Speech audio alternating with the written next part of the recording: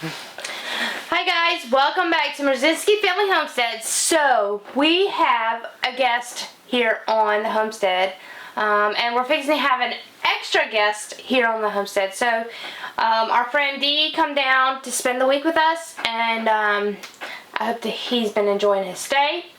And then we also have a special person coming today, all the way here from North Carolina. I guess y'all just gonna have to wait and find out.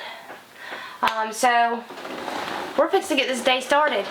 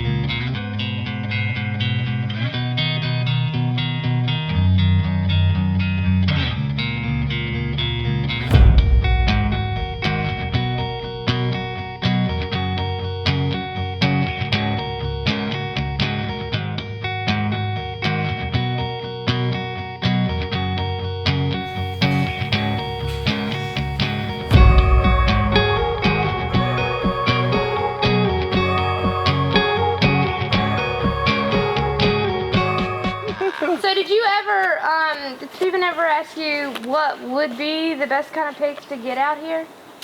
Yeah, so I told Steven that the best pigs for y'all's context, which is, don't want a lot of input in terms of costs, especially when it comes to grain.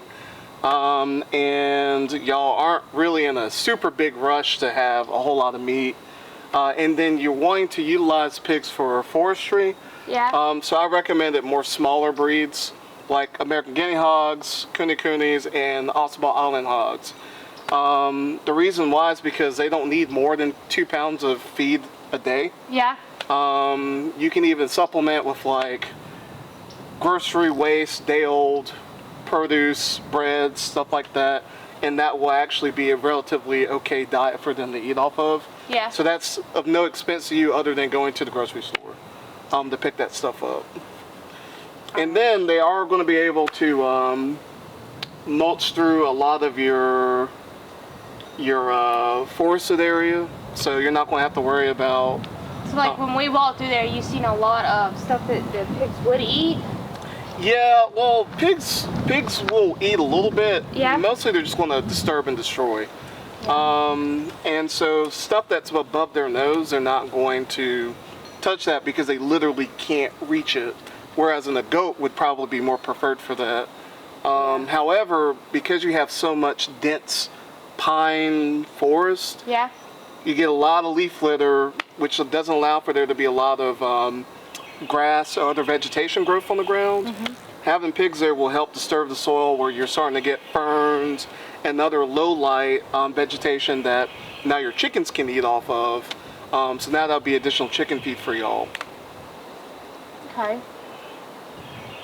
Yeah, so we were going to get some goats, but with everything that happened just recently with me, we had to back out. So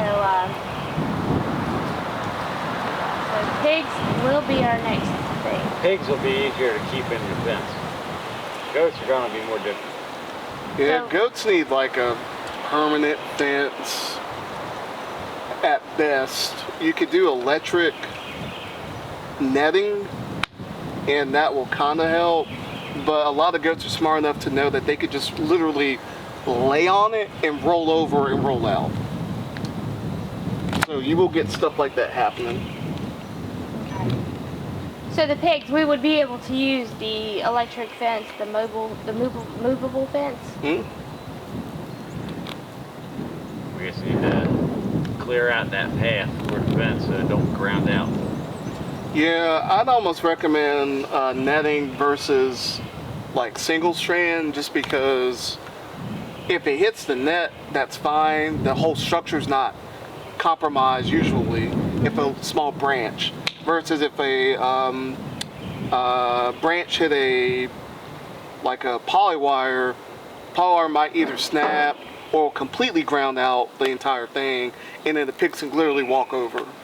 Yeah. Okay. How the American guinea hogs, are they like a downsized breed to like the boar, the wild boar? Because they look similar. Not really. Well, and As far as the blackness goes. yeah, I mean, Black, and I just like their design of shape, like the longer snout. so some American guinea hogs actually have short snouts. Not short like a cooney, but a little bit shorter. A lot of the wild boars will have really long noses. So I don't think their snout's necessarily the same. I think their size is almost the same. Although I would say that in some cases wild boar can get bigger than American guinea hogs. I just think it depends on their resources. So now, how big does an American guinea hog get? Like, How did big you see can our they deer get? deer processing station? No, did you show us that? We might as well pass it. I think I showed it to you. Oh, You so mean right there at the shed? it'll No, take you- and it depends because a lot of people don't understand that there are two types of American guinea hogs. You got your petite and then you got your big boned variety. I think your big bone at full maturity, not market weight, but maturity can get up to around like 400 pounds. Whereas in the petite ones will stay no more than 300 on average. So they're not going to be huge pigs. Well, if it'll hold Steven out, then it'll hold Steven. Sorry, I'm saying he hung from it, and he's what? I'm 250. I'm 250. Yeah, so Yeah, if you can hang from it, yeah.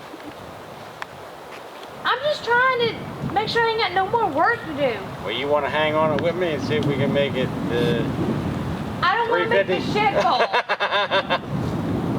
Okay, I don't want to make the shed fall. Yeah. That was too much work. It ain't gonna fall. With American guinea hogs, the biggest thing is having the good expectations. It's going to take a little bit longer to grow out. So a year and a half to 2 years to get to around 225. You do not need to push it. If you push the pig in terms of feeding it more, it's just going to get fat. So unless you want Yeah, no, fat, I don't want a whole lot of fat. right? But I do want the bacon. Well, so okay, let's talk about that. What type of bacon do you like? And what I mean by that is, do you like it with a lot of fat on it, or do you like it more meatier? I'd rather have, me personally, I like it with a little bit of fat with more meat. Yeah, so I like the fat, but he likes the meat, so I just always compromise and give everybody else what they want. So it's probably going to be a little bit more meat. Okay, so then American guinea hogs won't give you that. They're mostly going to be a lot more fat to meat. So that would have to be an adjustment if you want to raise that breed. You can always buy bacon at the store, but like in Did you terms. say that? Buy bacon at the store. Well, no. What I'm joking. saying is like if you want meaty bacon, Yeah. you're not going to get it from that pig because it wasn't designed for meaty bacon. There are other bigger breeds that are designed for that, but again, y'all's issue is wanting to reduce your grain prices. Yeah. And so I think a smaller breed would probably work a little bit better, at least for the first year, just to try out pigs. If you get a big breed starting out, you might hate it because you're not acclimated to pigs. Okay, now what about a cooney coon? Yeah, cooney What kind coonies of- would be good in terms of like easy to manage, very friendly. They will not root as much as a American guinea hog or Ossiball would. So you're probably not going to get nearly as much disturbance as you would want Yeah. in your forest soil, which would be important.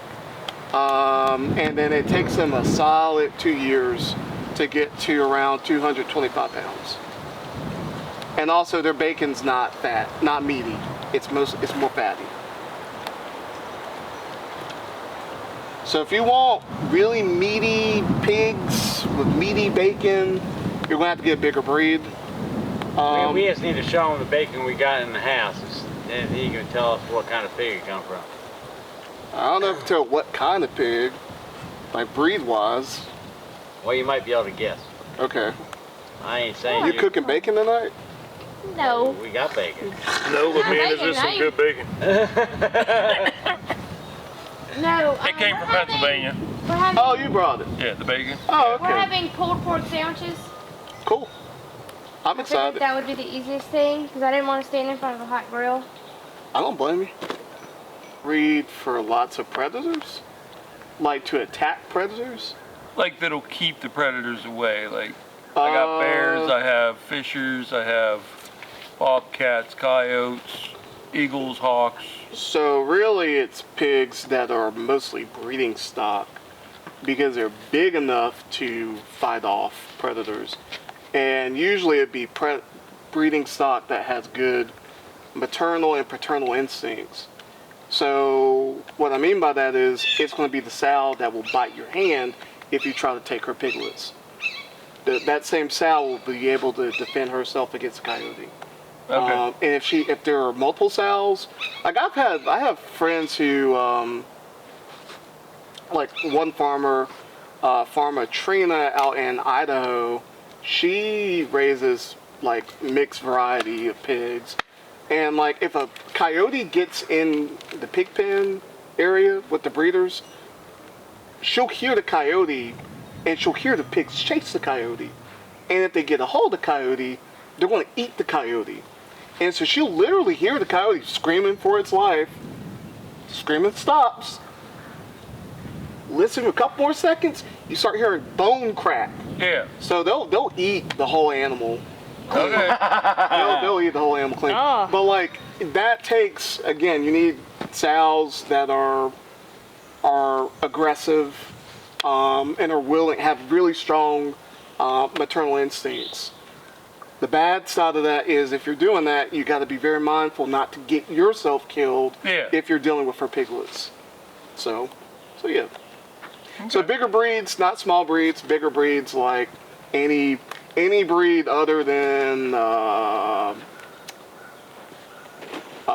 actually I won't say that. I'd say like a Yorkshire, a Duroc, maybe a Hamp sow, those would be good. You'd also want them to keep their tusk, so you wouldn't clip their teeth, and don't get from a farm that does clip teeth. And then the other thing is don't feed them to their fat. So they need to be on a ration diet. Preferably you promote more foraging because you have them on a limited diet, so they're more hungry for opportunities to eat. Okay. So that's another thing. Let's go sit over here in the shade because I'm like burning up. Yes, ma'am. Oh. Yeah, Where we go? All right, so pros and cons about our homestead. Go ahead. So they have the swings, so instant success off the bat. I like that you guys start small and you're doing everything within your means. I've been to a lot of homesteads where people are just doing too much, and you guys are actually doing the right amount of stuff. So you don't have all the animals, you don't have all the gardens. You have a very manageable garden space, very manageable animal resource, and you have a vision for what you want to do with your land. So I think you guys are on the right track and doing a good job already. We appreciate that. Also, the outhouse, that thing is sweet. Sweet! That thing is sweet. Things that I think would be really important to work on really would be definitely the chicken, what would you call that? Chicken tractor or coop? Well, Both? it's both. It's kind of both. It's what we had at the time to make it work is what we did. We just had to, well, she actually made it, put it together By and did what she myself. did. It's my But we didn't have the lumber at the time to do it, and we managed to get a lot of the lumber from the barn we were able to tear down the road, and it was all free lumber. So that's what I'm fixing to use to build the tractors Good. with. Cool. Other than that, that'd be really the only upgrade I'd ask. And then work on YouTube. That's it. Everything else you're doing good then. That's good. I'm glad. So yeah, not a lot of critique because you guys are doing things steady. Mhm. That's the important part. Please, for the love of God, keep it steady. Don't be like all these other people. Oh, I gotta be famous on YouTube. So I'm gonna do everything. And then burn out, get divorced. Like, y'all don't need that. Y'all don't need any of that. So yeah, I'm proud of what you guys are doing right now. Slow and steady wins the race. Amen.